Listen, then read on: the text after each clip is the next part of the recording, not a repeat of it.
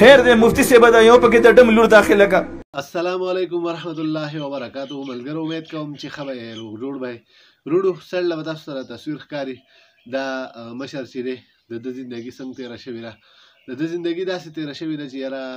د یو ګلوکار و، یو سندرغاړی و، ده به سندرې ویلې مدام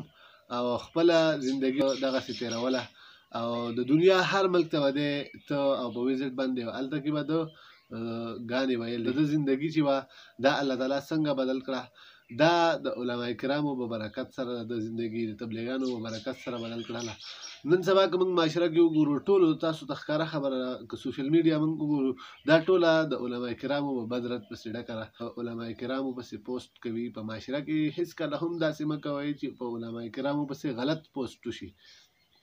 د دې خبرې نه پرهیز وکړئ ځکه چې علما کرام چې دي دا د معاشرې روښانه مستقبل دی. د معاشره کې هر هغه خامي ختموي چې کم غلطي زموږ په معاشره کې پرته وي. نو وروړو ټایم پرې نه وباسو، راځئ دا مشر خپله واقعه بیانوي، تاسو یې هم اورئ زه یې هم اورم او ثواب په نیت باندې شیر کوئ چې هغې خلکو ته ورسي کم خلک چې وایي چې یاره په معاشره کې د علما کرامو څه کردار نشته دی. نو راځئ وروړو دا ویډیو وګورئ. د ډېرو عالمانو او د ډېرو تبلیغیانو لوڼه دې داخلي کړي دي. خیر دی مفتی صاحب دا یو پکې د ډم لور داخله کا. بچی مې د اتم نه اوچته که او په مدرسه کې مې داخله کا. هغه مفتی صاحب له چې کله لاړلم مې مفتی صاحب زما یو لور د هغه تا سره زه داخلوم نو په مخ باندې مې ږیره نه وه. سعجیبان داس کې لاړم ګلوکار وم سندرې مې وینو. وایي وروره د کوم ځای نه راغلی یم؟ مفتی صاحب د فلاني ځای نه راغلی یم،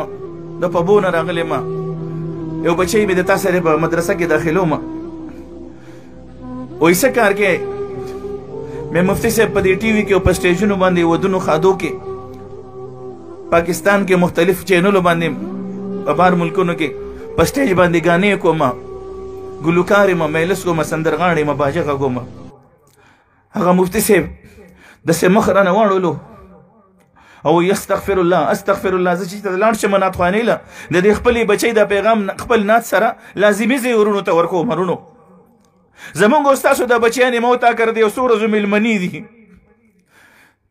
او بیا به ځي د چا کور ته به ودېږي پته لګي نه چې کوم کور ته به ځي. نو د دغه بچیانو تربیت چې د قرآن او د حدیث په رڼا کې وشي دی له به الله جل جلاله یو ښکلې زندګي ورکړي.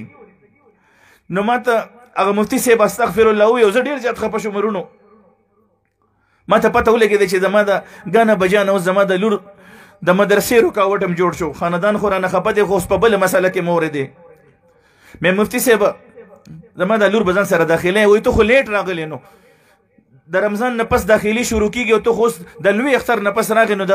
دومره دینه سبقونه شوي دي د ماشومه به یې څنګه سنبالوي؟ ته بل کال له راشه بیا به مشوره کوو ګورو به. ورونو زه ورته په ژړا شوم مفتی صاحبه زما د لور به ځان سره داخلې د ډېرو عالمانو او د ډېرو تبلیغیانو لوڼه دې داخلي کړي دي. خیر دی مفتی صاحبه دا یو پکې د ډم لور داخله کا. ما ناسم ټول خاندان خفه دی. ته به راته دعا وکړې دې بچی ته مې درخواست کړی دی بچی دې پلار ته دې دعا وکړئ لورې چې پلار دې د ګانې بجانې نه قلار شي هسې نه دا پلار دې چې ته په ګانو کې مړ شي. لورې دعا به راته کوې. هغه مفتی صاحب د الله خوشحاله ساتي ځان ته یې راجوخ کړمه هغه هم راته په ژړا شو. وایي راولې دا لور دله داخلومه الله دې د علما کرامو له ډېر جزای خیر ورکړي. الله په ذات مې د قسم ما له څه چاپلوسي نه کومه خو د دوی لمن مې رانیولې ده. د علما کرام ډېر نرم دله خلک دي خفه کېږي په موږ او تاسو باندې. زموږ او ستاسو د قبر او د آخرت غم وړي دي وروڼو. وایي راوړه دا لور دله داخلومه لور مې پرېښودله زه ترې نه لاړم په موسیقۍ کې نښتې په ملکونو ګرځېدم. ما هر څوک یو شعر مې درته اوس ویلی چې څوک چې یو دوه قدمه واخلي تاله درشي او د چا خپې په مزل ستړي شي ناکام شي. 3 کاله مې د دغه بچی په مدرسه کې دعاګانې او جړاګانې الله پاک دې فریادونه وکړل. پېښور ته راغلم یو ترور زوی مې وفات شو. اوس دا خبره واورئ چې په کوم مجلس باندې الله پاک د انسان ژوند بدلی هغه مجلس ته موږ نن تاسو الله پاک راوستي وو. یو مولانا صاحب په قبرستان باندې بیان کولو او زما ریکارډینګونه شروع دا ورونو هغه خبره ته کومه چې د ګناه نه او د غلط بیانۍ نه او د دروغو نه مې الحمدلله توبه کړې ده. نو هغه خبره کارګزاري دله در کوم الله. او څه د دوبۍ شو مې راغلی و دوبۍ ته شو له پروګرام له روان یم ریکارډینګونه د کیسټو شروع مولانا صاحب په قبرستان باندې وای اے نیک بخت وای ما ته غوږ کېږدئ زه دا خبره کوم زما دې غوږ ته نه ننوځي داسې ونیولو د ګرمۍ میاشت به د نن 9 کاله مخکې په پبو کې نوخار کې زموږ د کلي پیش امام مولانا صاحب و د دې مړي نه به اوس 3 تپوسونه کېږي دنه به د رب تپوس کېږي دنه به د دین تپوس کېږي دنه به د نبي تپوس کېږي کوم یو سړی ورته تیار دی او د قبر هغه ټول حالات یې روډو بیان کړل لکه چې ما په ژوند کې چېرته دا خبره نه اورېدلې په ډومبي ځل یې اورمه رونو تاسو هم درخواست کوم غوږو ته کېږدئ او دې ځوانانو ته هم بچې درخواست کوم نن د دغه سندرغاړي ګلوکار نه د نبي علیه السلام لګیا دی وارث جوړېږي په دغه شکل کې د ناست دا ځوانان چې د کوم سیز نه متاثره دي دغه سیز نه الله پاک زره اوښکې مته اوس ته مخامخ کېنولې او د قبر ټول حالات بیان کړ د قیامت د ورځې ټول حالات بیان کړ او بیا ورپسې وویلې چې کوم انسان د ګناه د ژوند نه توبه کوي الله پاک ټول ګناهونه معاف کړي نو زموږ ګناهونه خو ډېر او دا ویلي چې د ځمکې نه اسمان پورې دا ټول خلا د ګناه نه ډکي چې یو پیر انسان توبه وکړي الله پاک ټول ګناهونه معاف کوي خو چې دا ټول موږ د هر څه کړي دي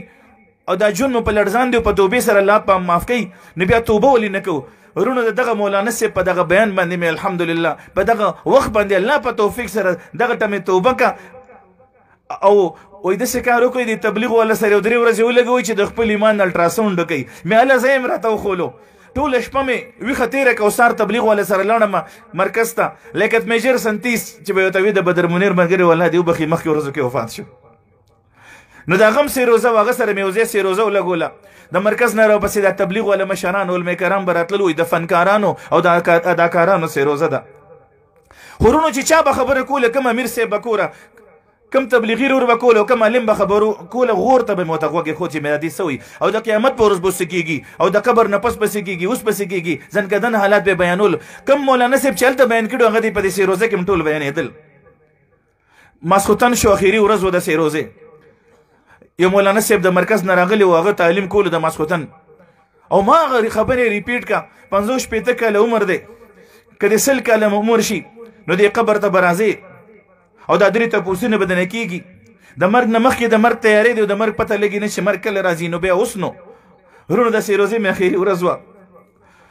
او بیا اختر ته یو 7 ورځې پاتې وې اختر ته به شوله تلمه هغه امیر صاحب ته مې امیر صاحب دا خو زما شو ده او دې شوله نه ځمه څوکمه و یو کمکله وایي لاړ شه خپله شو وکړه خپل ریکارډینګونه مو وکړه تبلیغ والا چاته دا نه وایي چې دا کار پرېږده دا کار پرېږده تبلیغ والا دا وایي چې په کومه شعبه کې ته اوسېږي بس په هغه شعبه کې الله سره خپل تعلق جوړ کړه که ته په هره شعبه کې خپل رب سره تعلق جوړ کړه نو په دغه ځای کې به څنګه تعلق جوړېږي چې د عیاشۍ فحاشۍ